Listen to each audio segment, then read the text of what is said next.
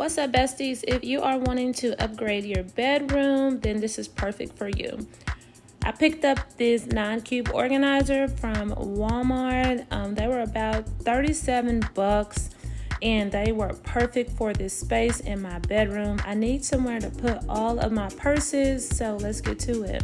I started out with a 6-cube organizer and I bought about 2 of these for the top layer, and I found out that these are so easy to put together. I put them all together in about 2 hours.